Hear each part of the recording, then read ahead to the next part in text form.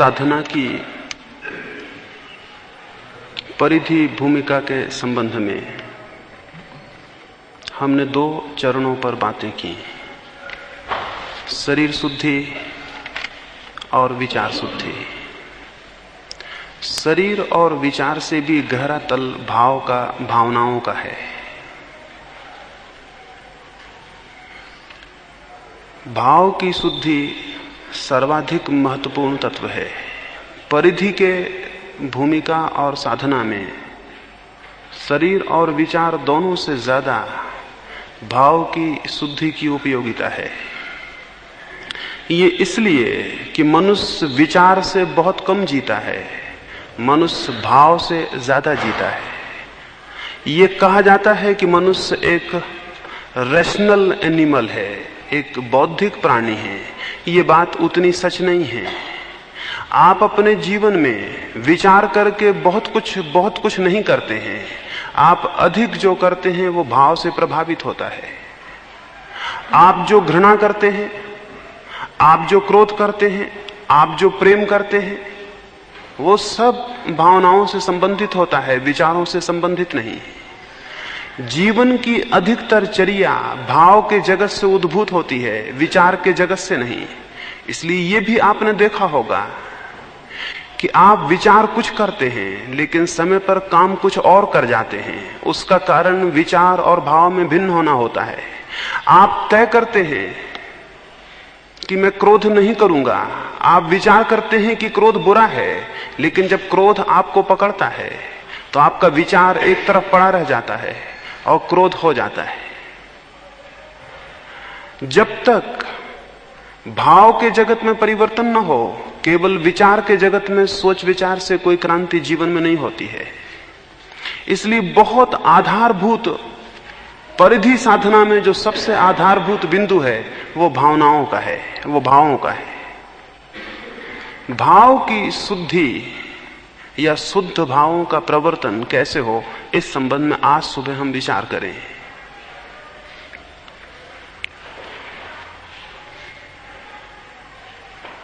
भाव के जो विभिन्न दिशाएं हैं उनमें 4 पर मैं सर्वाधिक जोर देना पसंद करूंगा। 4 तत्वों की बात करूंगा जिनके माध्यम से भाव शुद्ध हो सकते हैं। वे ही 4 तत्व विपरीत होकर अशुद्ध भावों के जन्मदाता बन जाते हैं। वे 4 भाव, उनमें प्रथम है मैत्री, द्वितीय है करुणा। प्रथम मैत्री,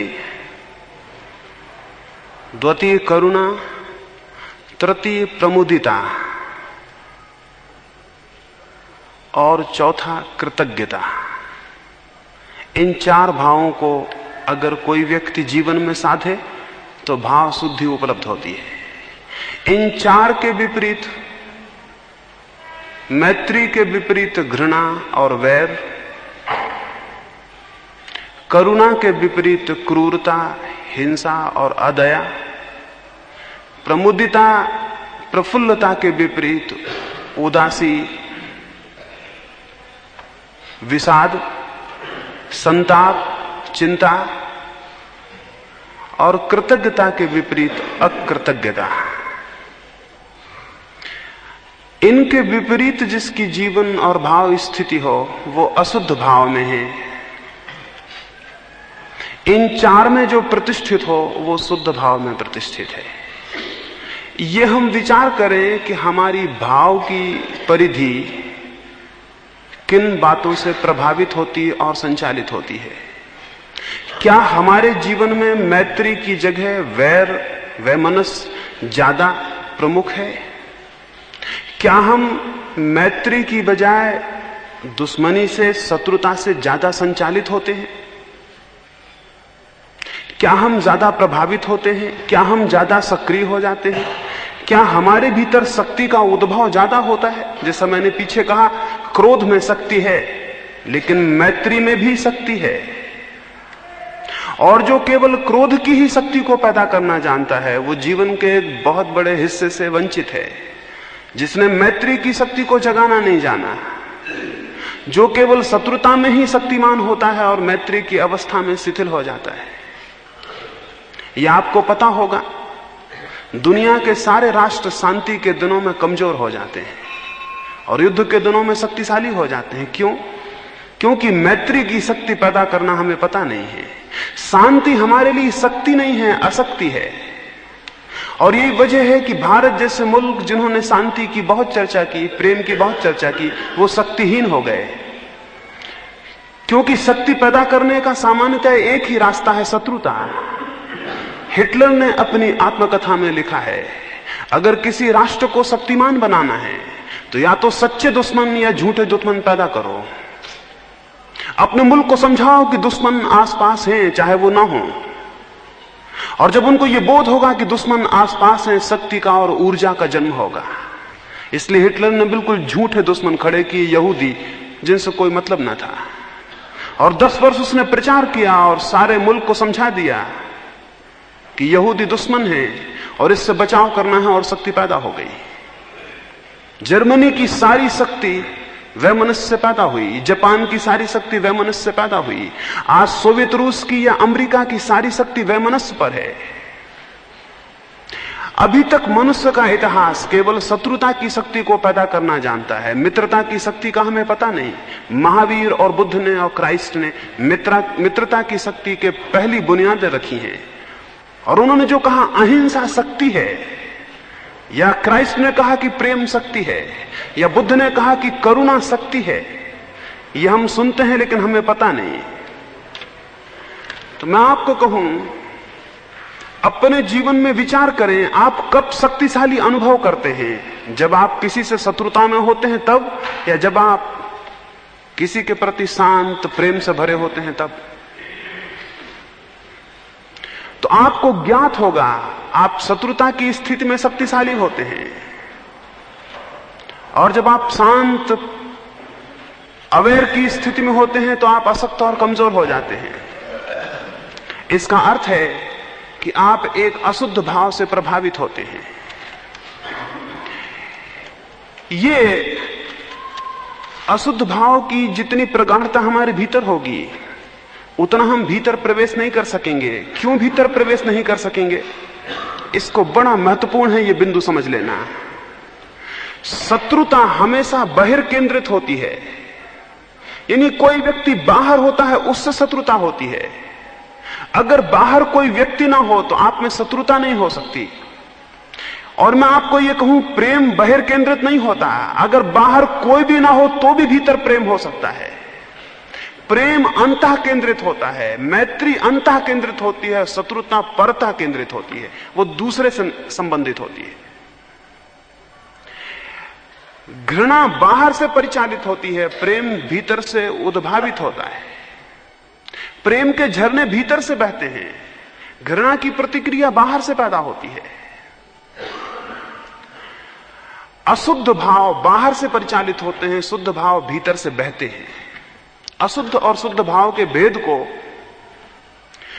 जो भाव बाहर से परिचालित होते हैं वे शुद्ध नहीं हैं, तो वो प्रेम, वो पैशन जिसको हम प्रेम कहते हैं, शुद्ध नहीं है, क्योंकि वो बाहर से परिचालित है। वही प्रेम शुद्ध है जो भीतर से प्रवाहित है, बाहर से परिचालित नहीं। इसलिए हम अपने मुल्क में प्रेम को और मोह को अलग कर देते हैं।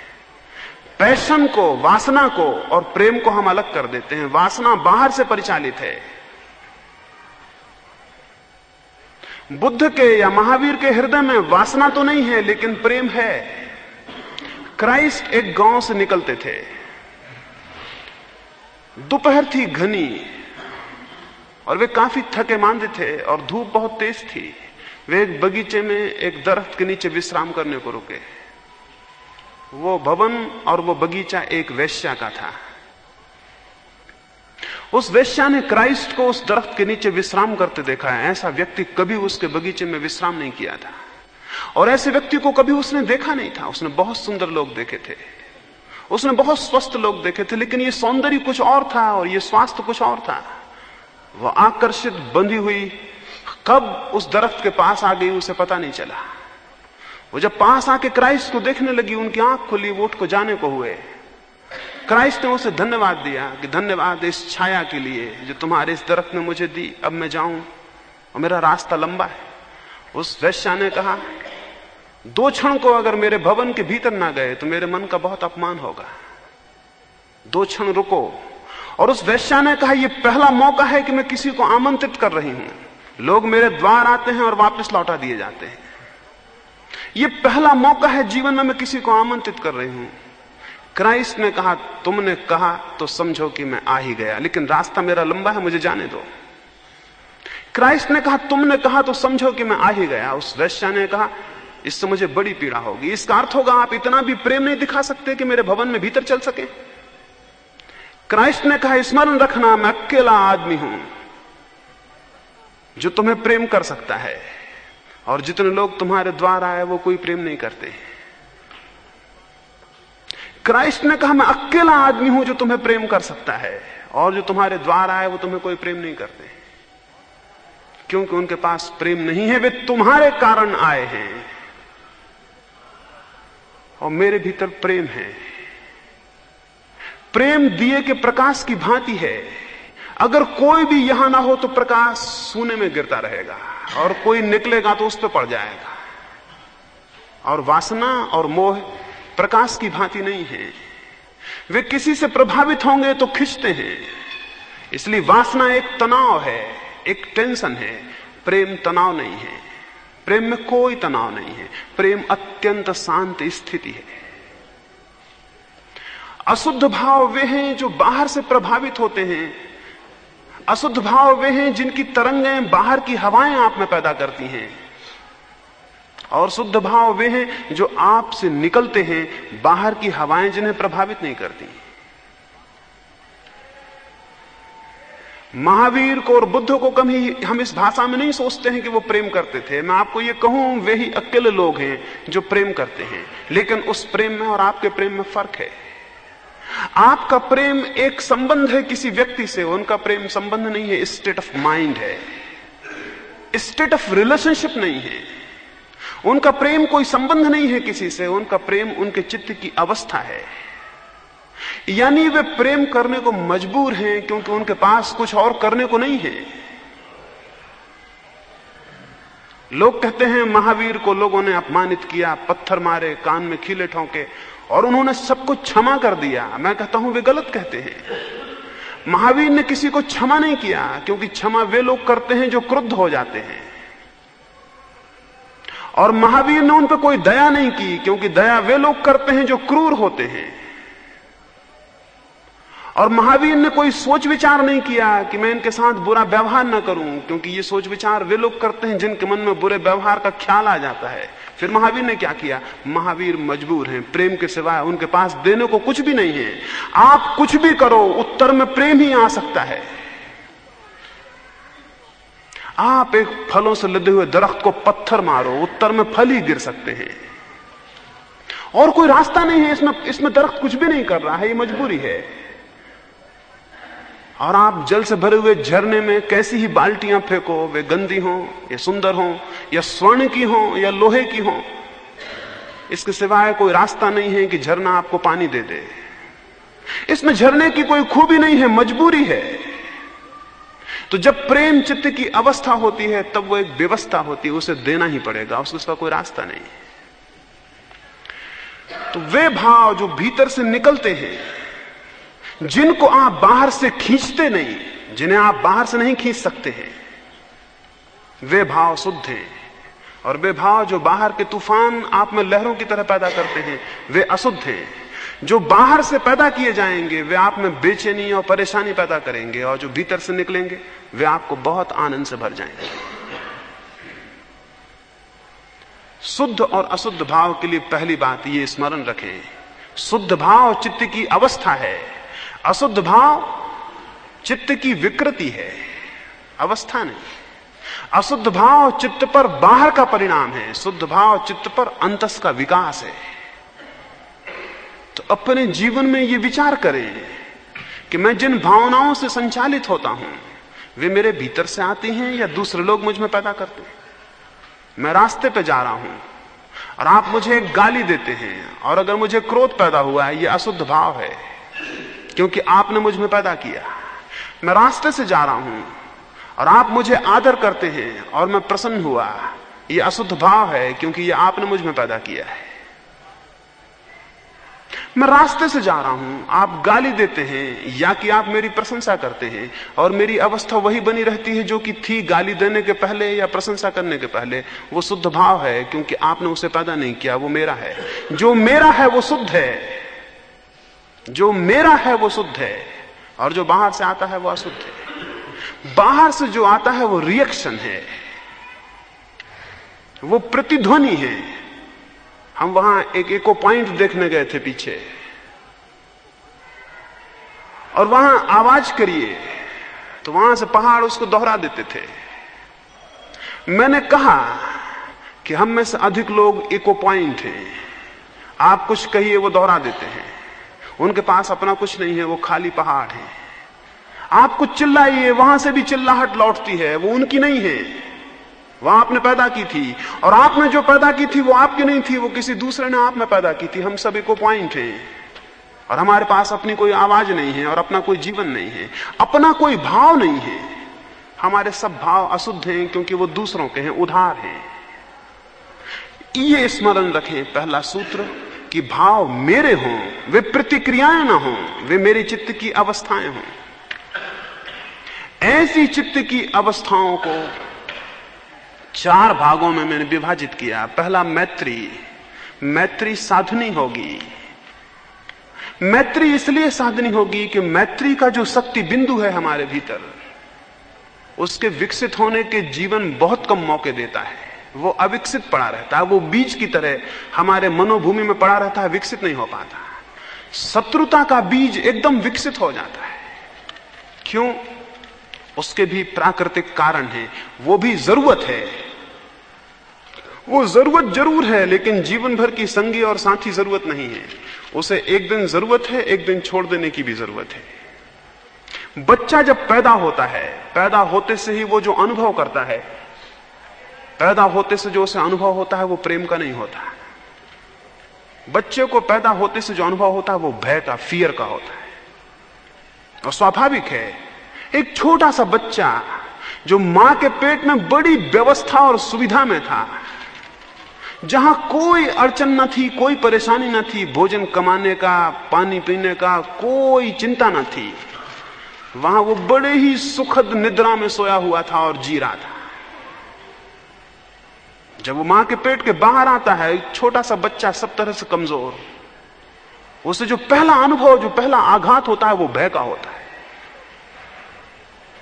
और अगर भय का आघात हो तो जिनको वो देखता है उनके प्रति प्रेम पैदा नहीं होता, उनसे डर पैदा होता, और जिनसे डर पैदा होता उनके प्रति घृणा।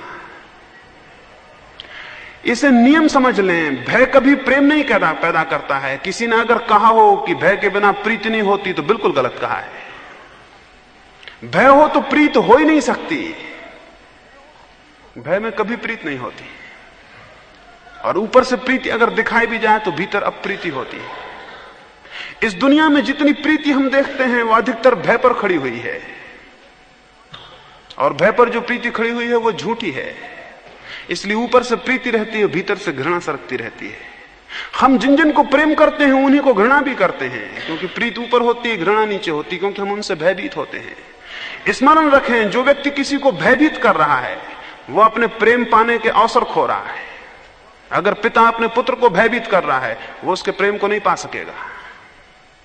अगर पति अपनी पत्नी को भयभीत कर रहा है, वो उसके प्रेम को नहीं पा सकेगा।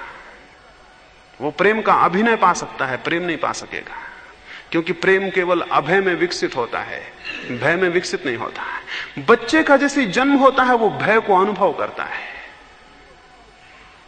और इसलिए उसकी शत्रुता के बिंदु तो सक्रिय हो जाते हैं, प्रेम के बिंदु सक्रिय नहीं हो पाते। प्रेम के बिंदु अधिकतर लोगों के जीवन भर बिना सक्रिय हुए ही समाप्त हो जाते हैं, क्योंकि जीवन उनका कोई मौका नहीं देता। जिसे आप प्रेम करके जानते हैं वो भी प्रेम नहीं है, वो भी केवल काम वासना है।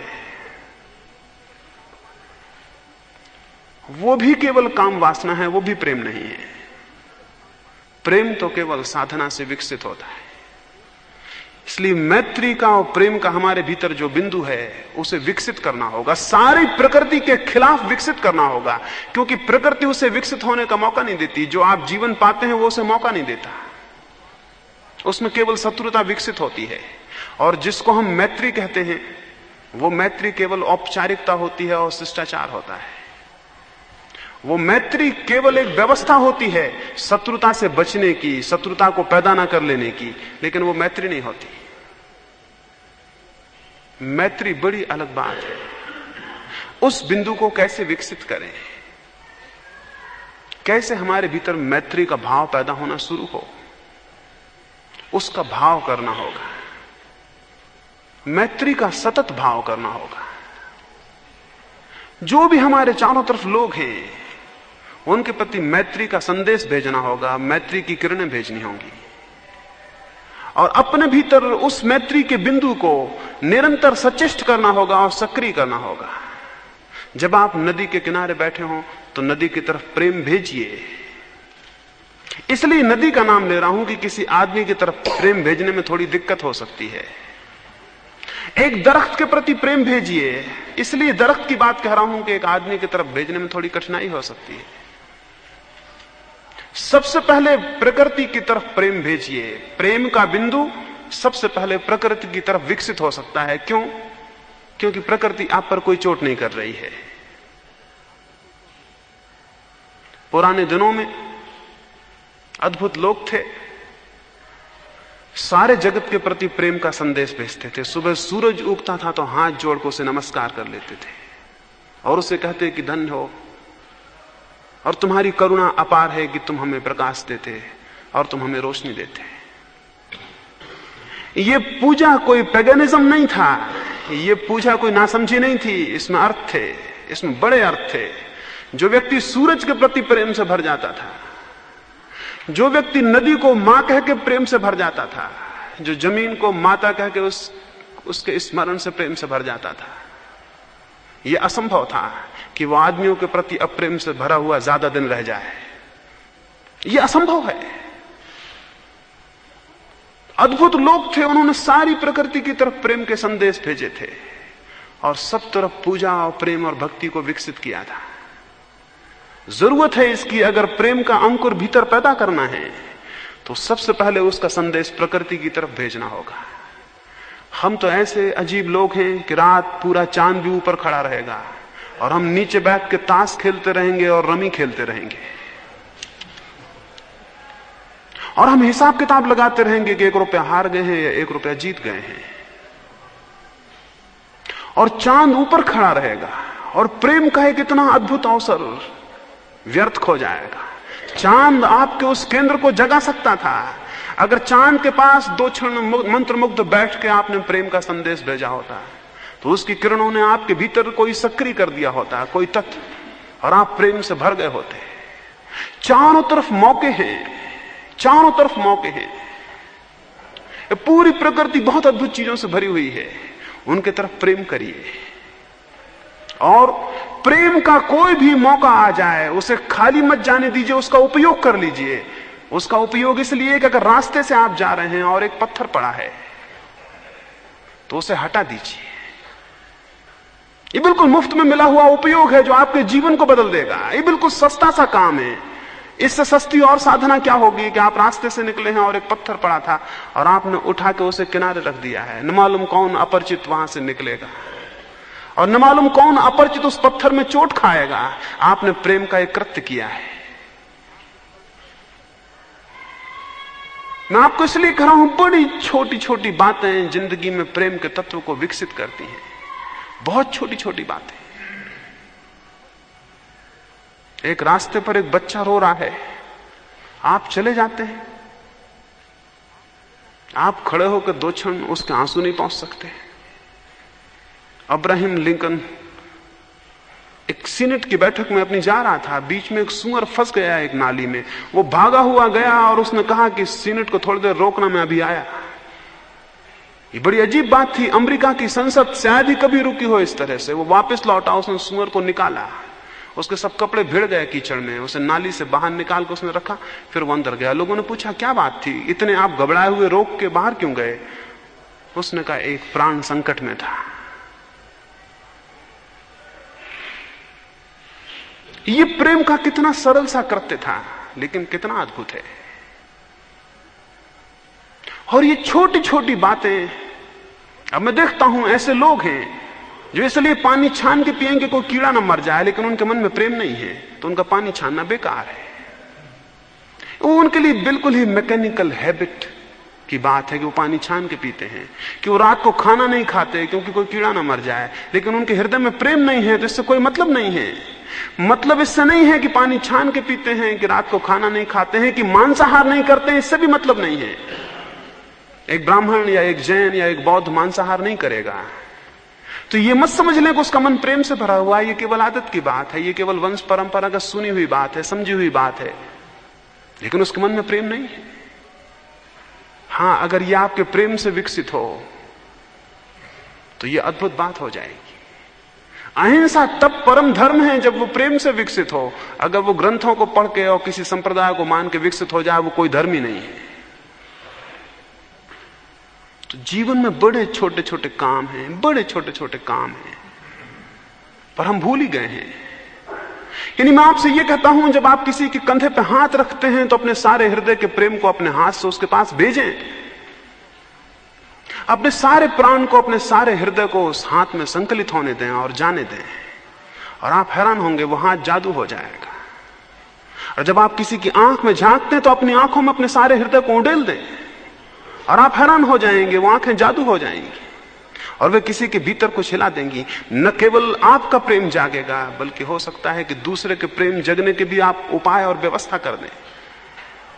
जब कोई एक ठीक से प्रेम करने वाला आदमी पैदा होता है तो लाखों लोगों के भीतर प्रेम सक्रिय हो जाता है। तो ये मैत्री और प्रेम के बिंदु को उठाने के लिए जो भी आपको मौका मिले उसे मत खोएं, और उसके मौका मिलने के लिए एक सूत्र याद रखें। नियमित 24 घंटे में यह स्मरण रखें कि एक दो काम ऐसे जरूर करें जिनके बदले में आपको कुछ भी नहीं लेना है। 24 घंटे हम काम कर रहे हैं, उन कामों को हम इसलिए कर रहे हैं कि बदले में हम कुछ चाहते हैं।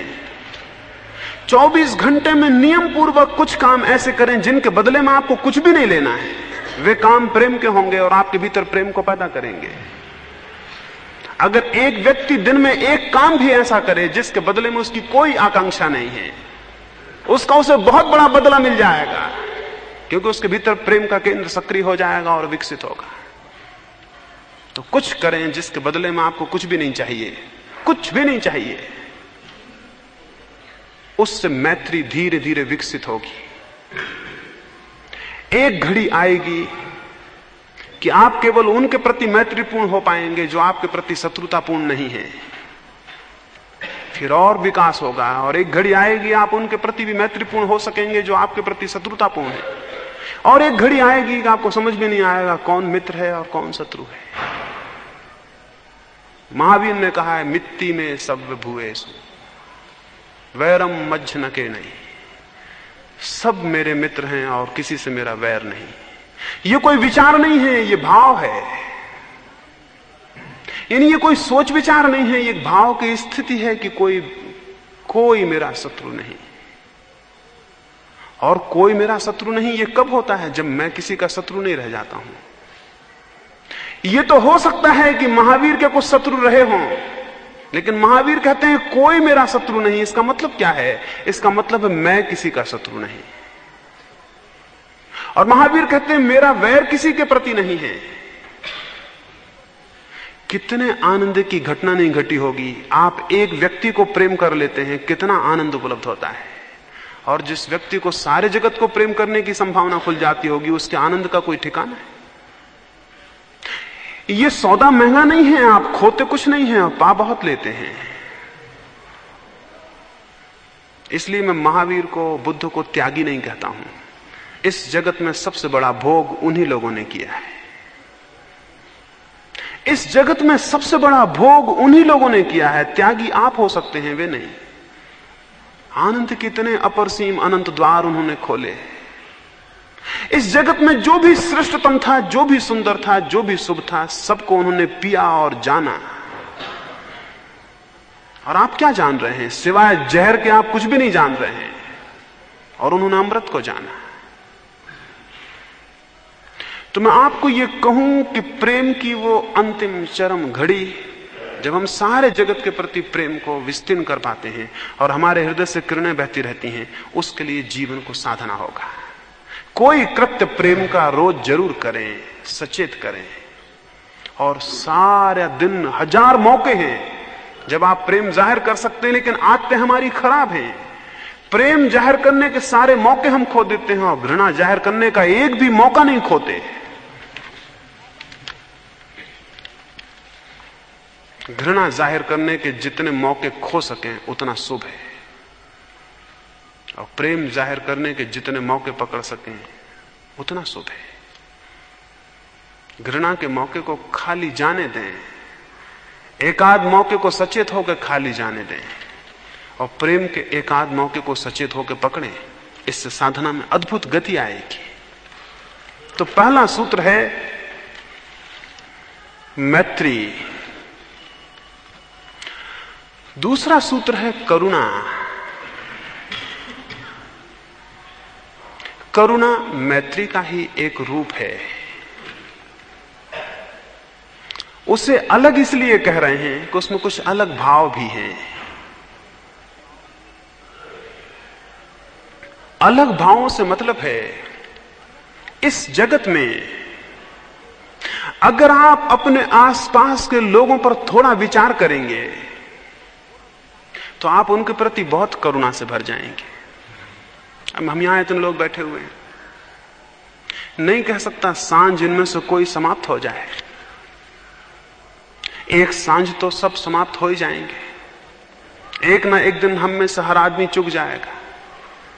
अगर मुझे यह ख्याल हो कि जो लोग मेरे सामने बैठे हैं, हो सकता है इनमें से कोई चेहरे में दोबारा नहीं देख पाऊंगा, तो क्या मेरे हृदय में उनके प्रति करुणा पैदा नहीं होगी?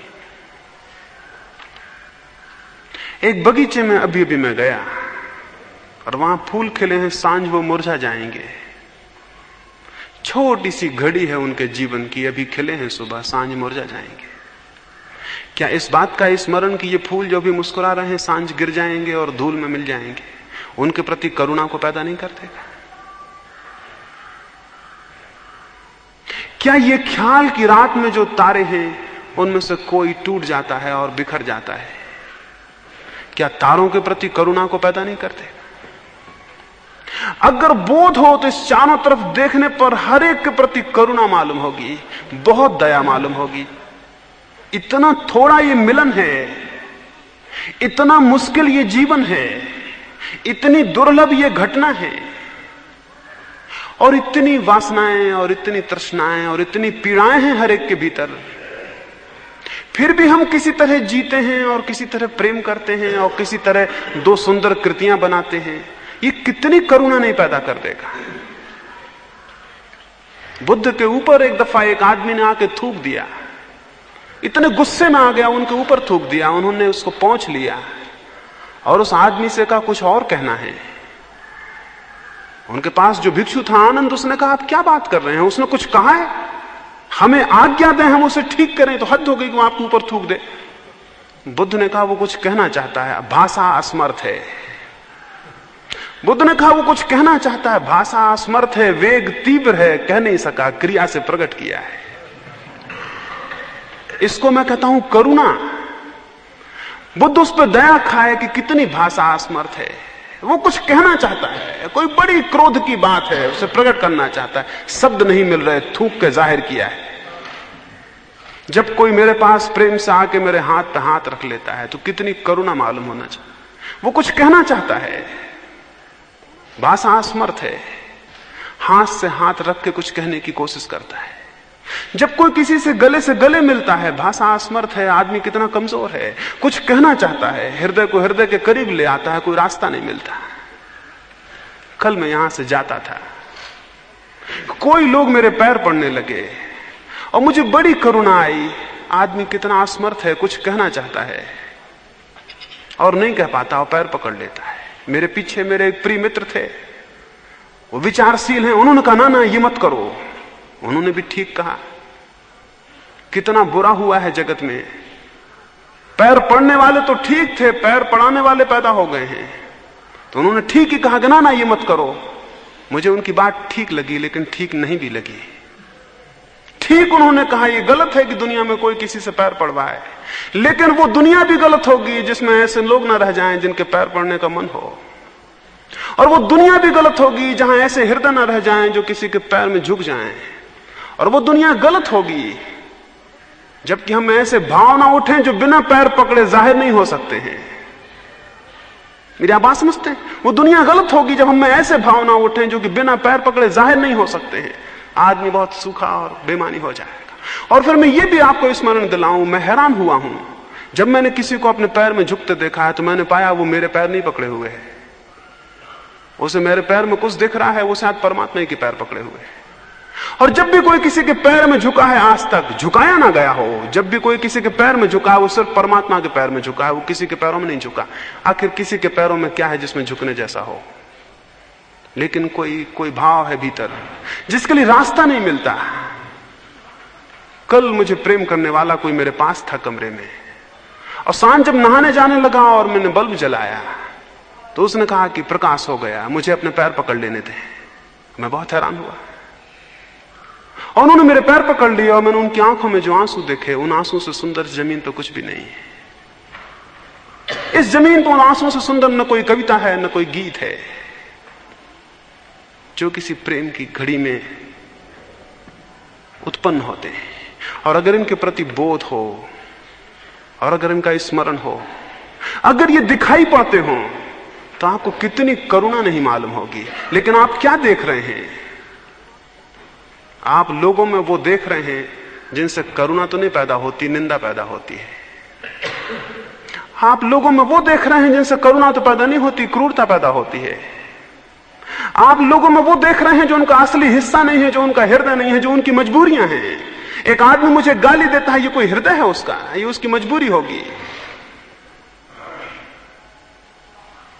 बुरे से बुरे आदमी के भीतर एक हृदय है जिस तक हमारी पहुंच हो पाए तो हम बहुत करुणा से भर जाएंगे, बहुत करुणा से भर जाएंगे। बुद्ध ने उस सुबह कहा था, दया आती है, दया आती है, भाषा कमजोर है आनंद। आदमी का हृदय बहुत कुछ कहना चाहता है, नहीं कह पाता है। उससे कहा कुछ और कहना है, वो आदमी और क्या कहता, अब तो कहना मुश्किल हो गया। वो लौट गया, रात वो बहुत पछताया। वो दूसरे दिन क्षमा मांगने आया, वो पैरों में गिर गया और रोने लगा। बुद्ध ने कहा, देखते हो आनंद, भाषा कमजोर है। अब भी वो कुछ कहना चाहता है और नहीं कह पा रहा। कल भी उसने कुछ कहना चाहा था और नहीं कह पाया था, तब भी उसने कोई कृत्य किया था, अब भी कोई कृत्य कर रहा है। भाषा बहुत कमजोर है आनंद, और आदमी बड़ा दया योग है। और 4 दिन का ये जीवन है, और 4 दिन का भी हम कहते हैं, 4 घड़ी का भी क्या है। और इस 4 घड़ी के मिलन में अगर हम करुणा से न भर जाएं एक दूसरे के प्रति, तो हम आदमी ही ना थे। हमने जीवन को जाना भी नहीं, हम पहचाने नहीं। तो अपने चारों तरफ करुणा को फेंकें, अपने चारों तरफ परिचित हों। कितने दुखी हैं लोग, उनके दुख में और दुख को मत बढ़ाएं। आपकी करुणा उनके दुख को कम करेगी। एक करुणा से भरा हुआ शब्द उनके दुख को कम करेगा। उनके दुख को और मत बढ़ाएं। हम सब एक दूसरे के दुख को बढ़ा रहे हैं। हम सब एक दूसरे को दुख देने में सहयोगी हैं। एक एक आदमी के पीछे अनेक अनेक लोग पड़े हुए हैं दुख देने को। तो अगर करुणा का बोध होगा तो आप किसी को दुख पहुंचाने के सारे रास्ते अलग कर लेंगे, और अगर किसी के जीवन में कोई सुख दे सकते हैं तो उसे देने का उपाय करेंगे। और एक बात स्मरण रखें, जो दूसरे को दुख देता है वह अंततः दुखी हो जाता है, और जो दूसरे को सुख देता है वह अंततः बहुत सुख को उपलब्ध होता है। इस वजह से यह कह रहा हूं कि जो सुख देने की चेष्टा करता है उसके भीतर सुख के केंद्र विकसित होते हैं, और जो दुख देने की चेष्टा करता है उसके भीतर दुख के केंद्र विकसित होते हैं। फल बाहर से नहीं आते हैं, फल भीतर पैदा होते हैं। हम जो करते हैं उसी की रिसेप्टिविटी हमारे भीतर विकसित हो जाती है। जो प्रेम चाहता है प्रेम को फैला दे, और जो आनंद चाहता है वो आनंद को लुटा दे, और जो चाहता है उसके घर पर फूलों की वर्षा हो जाए, वो दूसरों के आंगनों में फूल फेंक दे। और कोई रास्ता नहीं है। तो करुणा का एक भाव प्रत्येक को विकसित करना जरूरी है साधना में प्रवेश के लिए। तीसरी बात है प्रमुदिता, उत्फुल्लता, प्रसन्नता, आनंद का एक बोध, विषाद का अभाव। हम सब विषाद से भरे हैं, हम सब उदास लोग, थके लोग हैं, हम सब हारे हुए पराजित रास्तों पे चलते हैं और समाप्त हो जाते हैं। हम ऐसे चलते हैं जैसे आज ही मर गए हैं। हमारे चलने में कोई गति और प्राण नहीं है, हमारे उठने बैठने में कोई प्राण नहीं है। हम सुस्त हैं और उदास हैं और टूटे हुए हैं और हारे हुए हैं। ये गलत है। जीवन कितना ही छोटा हो, मौत कितनी ही निश्चित हो, जिसमें थोड़ी समझ है वो उदास नहीं होगा। सुकरात मरता था, उसको जहर दिया जा रहा था और वो हंस रहा था, और उसके एक शिष्य क्रेटो ने पूछा, हंसते हैं, हमारे आंख आंसुओं से भरी हुई हैं, मौत करीब है और ये विषाद का क्षण है। सुकरात ने कहा, विषाद कहां है? अगर मरा और बिल्कुल ही मर गया तो विषाद क्या, क्योंकि दुख को अनुभव करने को कोई बचेगा नहीं। और अगर मरा और बचा रहा तो दुख क्या, जो खोया वो अपन ना थे, जो अपन थे वो बचे हुए हैं। तो उसने कहा, मैं खुश हूं। मौत दो ही काम कर सकती है, या तो बिल्कुल मिटा देगी, बिल्कुल मिटा देगी तो खुश हूं क्योंकि बचूंगा ही नहीं दुख अनुभव करने को, और अगर बचा देगी मुझको तो खुश हूं क्योंकि जो मेरा नहीं है वो नष्ट हो जाएगा, मैं तो बचूंगा। मौत दो ही काम कर सकती है, इसलिए हंसने जैसी है। सुकरात ने कहा, मैं प्रसन्न हूं क्योंकि मौत क्या छीन लेगी, या तो बिल्कुल ही मिटा देगी तो क्या छीना, क्योंकि जिससे छीना वो भी नहीं है, तो दुख का कोई अनुभव नहीं होगा। और अगर मैं बच रहा तो सब बच रहा, मैं बच रहा तो सब बच रहा, जो छीन लिया वो मेरा नहीं था। तो इसलिए सुकरात ने कहा, मैं खुश हूं। जो मौत के सामने खुश है, और हम हैं कि हम जिंदगी को पाए हुए दुखी बैठे हुए हैं। हम हैं कि हम जिंदगी में दुखी बैठे हुए हैं, और लोग ऐसे भी हुए हैं कि जो मौत के सामने भी खुश थे। मंसूर को वो सूली दे रहे थे, उसके पैर काट दिए, उसके हाथ काट दिए, उसकी आंखें फोड़ दी। दुनिया में उससे कठोर यातना कभी किसी को नहीं दी गई। क्राइस्ट को जल्दी मार डाला गया, गांधी को जल्दी गोली मार दी गई, सुकरात को जहर दे दिया गया। मंसूर मनुष्य के इतिहास में सबसे ज्यादा पीड़ा से मारा गया, पहले उसके पैर काट दिए। जब उसके पैरों से खून बहने लगा तो उसने खून को लेकर अपने हाथों पर लगाया। भीड़ इकट्ठी थी, लोग पत्थर फेंक रहे थे। उन्होंने पूछा, ये क्या कर रहे हो? उसने कहा, वजू करता हूं। मुसलमान नमाज के पहले हाथ धोते। उसने अपने खून से अपने हाथ धोए। उसने कहा, वजू करता हूं। उसने कहा, याद रहे मंसूर का यह वचन कि जो प्रेम की वजू है असली, वो खून से की जाती है, पानी से नहीं की जाती। और जो अपने खून से वजू करता है वही नमाज में प्रवेश करता है। लोग बहुत हैरान हुए कि पागल है। उसके पैर काट दिए गए, फिर उसके हाथ काट दिए गए, फिर इसको उन्होंने आंखें फोड़ दी, और 1 लाख लोग इकट्ठे हैं और पत्थर मार रहे हैं, और उसका एक एक अंग काटा जा रहा है। और जब उसकी आंखें फोड़ दी गई तब वो चिल्लाया कि हे परमात्मा, स्मरण रखना, मंसूर जीत गया। तो लोगों ने पूछा, क्या बात है, किस बात में जीत गए? उसने कहा, परमात्मा को कह रहा हूं कि परमात्मा स्मरण रखना, मंसूर जीत गया। मैं डरता था कि शायद इतनी शत्रुता में प्रेम कायम नहीं रह सकेगा, तो स्मरण रखना परमात्मा कि मंसूर जीत गया, प्रेम मेरा कायम है। इन्होंने जो मेरे साथ किया है मेरे साथ नहीं कर पाए, इन्होंने जो मेरे साथ किया है मेरे साथ नहीं कर पाए, प्रेम कायम है। और उसने कहा, यही मेरी प्रार्थना है और यही मेरी इबादत है। उस वक्त भी हंस रहा था, उस वक्त भी मस्त था। लोग मौत के सामने खुश रहे हैं और हंसते रहे, और हम जिंदगी के सामने उदास और रोते हुए बैठे हैं। ये गलत है। कोई उदास रास्ते, कोई विषाद से भरा हुआ चित्त कोई बड़े अभियान नहीं कर सकता है। अभियान के लिए उत्फुल्ला, अभियान के लिए बड़े आनंद से भरा हुआ चित्त,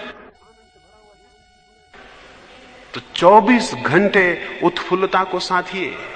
ये सिर्फ आदतें हैं। उदासी एक आदत है जिसको आपने बना लिया है, उत्फुल्लता एक आदत है, उसको बना सकते हैं। उत्फुल्लता को बनाए रखने के लिए जरूरी है जिंदगी का वो हिस्सा देखिए जो प्रकाशित है, वो हिस्सा नहीं जो अंधेरे से भरा है। मैं अगर आपको कहूं कि मेरा कोई मित्र है और ये बहुत अद्भुत गीत गाता है या बहुत अद्भुत बांसुरी बजाता है, आप मुझसे कहेंगे होगा ये क्या बांसुरी बजाएगा, इसको हमने शराब खाने में शराब पीते देखा है। मैं अगर आपसे कहूं कि मेरा मित्र है और बहुत अद्भुत बांसुरी बजाता है, तो आप कहेंगे ये क्या बांसुरी बजाएगा, हमने इसे शराब खाने में शराब पीते देखा है। ये अंधेरा देखना है। अगर मैं आपसे कहूं कि मेरे मित्र हैं, शराब पीते हैं, और आप मुझसे कहें होगा लेकिन ये तो अद्भुत बांसुरी बजाते हैं, तो ये जिंदगी के प्रकाशित पक्ष को देखना है। जिसको खुश होना है वो प्रकाश को देखे, जिसको खुश होना है वो ये देखे कि 2 दिनों के बीच में एक रात है, और जिसको उदास होना है वो ये देखे कि 2 रातों के बीच में एक दिन है। हम कैसा देखते हैं जिंदगी को, वैसा हमारे भीतर कुछ विकसित हो जाता है। तो जिंदगी के अंधेरे पक्ष को न देखें, जिंदगी के उजाले पक्ष को देखें। मैं छोटा था और मेरे पिता गरीब थे, उन्होंने बड़ी मुश्किल से एक अपना मकान बनाया। गरीब भी थे और नासमझ भी थे, क्योंकि कभी उन्होंने मकान नहीं बनाए थे। उन्होंने बड़ी मुश्किल से एक मकान बनाया। वो मकान नासमझी से बना होगा, वो बना और हम उस मकान में पहुंचे भी नहीं, और पहली ही बरसात में गिर गया। हम छोटे थे और बहुत दुखी हुए। वो गांव बाहर थे, उनको मैंने खबर की कि मकान तो गिर गया, और बड़ी आशाएं थी कि उसमें जाएंगे, वो तो सब धूमिल हो गई। वो आए और उन्होंने गांव में प्रसाद बांटा, और उन्होंने कहा परमात्मा का धन्यवाद, अगर 8 दिन बाद गिरता तो मेरा एक भी बच्चा नहीं बचता। हम 8 दिन बाद ही उस घर में जाने को थे, और वो उसके बाद जिंदगी भर इस बात से खुश रहे कि मकान 8 दिन पहले गिर गया। 8 दिन बाद गिरता तो बहुत मुश्किल हो जाती।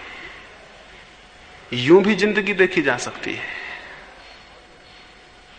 और जो ऐसे देखता है उसके जीवन में बड़ी प्रसन्नता का उद्भव होता। आप जिंदगी को कैसा देखते हैं इस पर सब निर्भर है। जिंदगी में कुछ भी नहीं है, आपके देखने पर, आपका एटीट्यूड, आपकी पकड़, आपकी समझ, आपकी दृष्टि सब कुछ बनाती और बिगाड़ती है। आप अपने से पूछें कि आप क्या देखते हैं। क्या आपने एक भी ऐसा बुरे से बुरा आदमी देखा है जिसमें कुछ ऐसा ना हो जो साधुओं में भी मुश्किल होता है? क्या आपने ऐसा बुरे से बुरा आदमी भी देखा है जिसमें एक भी चीज ऐसी ना मिल जाए जो साधुओं में मुश्किल होती है? और अगर आपको मिल सकती तो उसे देखें, वो उस आदमी का असली हिस्सा है।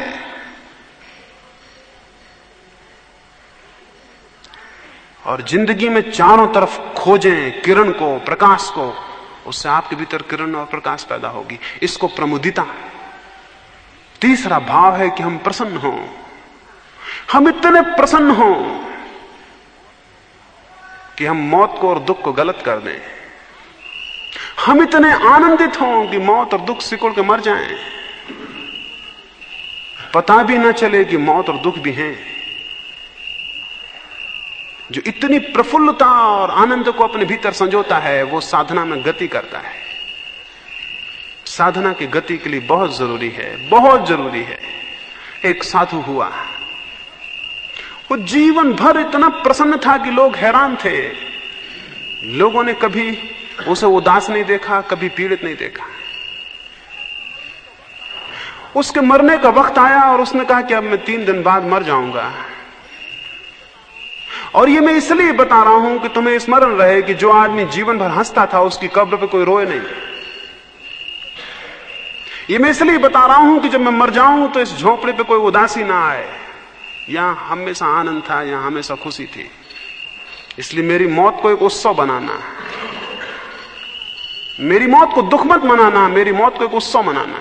लोग तो दुखी हुए, बहुत दुखी हुए। तो अद्भुत आदमी था, और जितना अद्भुत आदमी हो उतना उसका मरने का दुख घना था। उसके प्रेम करने वाले बहुत थे, वो सब 3 दिन से इकट्ठे होने शुरू हो गए।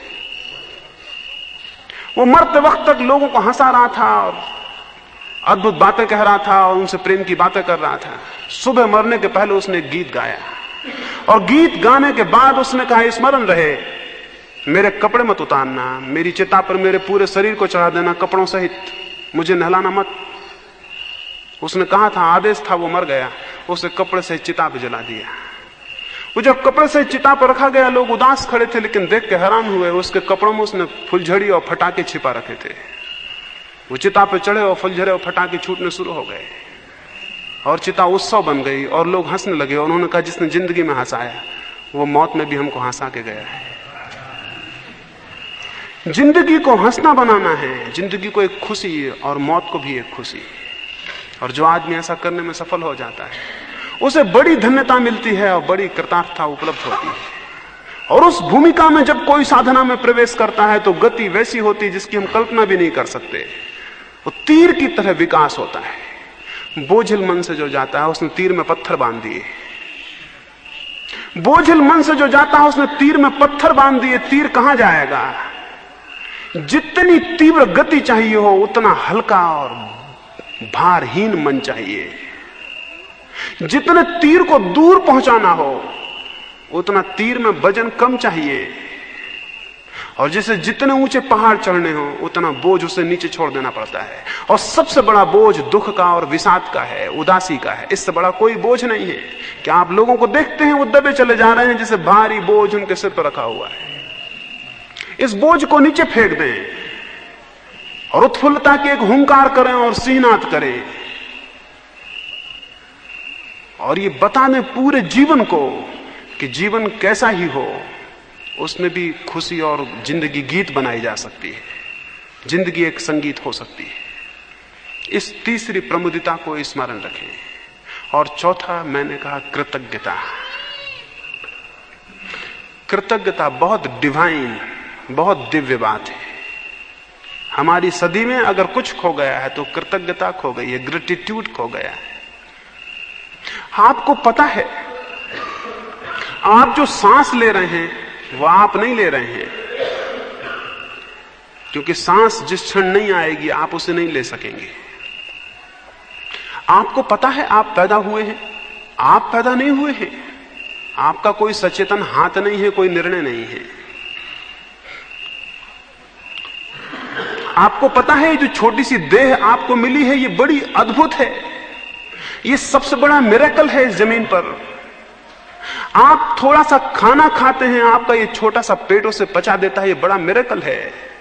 अभी इतना वैज्ञानिक विकास हुआ है। अगर हम बहुत बड़े कारखाने खड़े करें और हजारों विशेषज्ञ लगाएं तो भी एक रोटी को पचा के खून बना देना मुश्किल है। एक रोटी को पचा के खून बना देना मुश्किल है। ये शरीर आपका एक मिरेकल कर रहा है 24 घंटे। ये छोटा सा शरीर, थोड़ी सी हड्डियां, थोड़ा सा मांस। वैज्ञानिक कहते हैं मुश्किल से 4 रुपए 5 रुपए का सामान है इस शरीर में।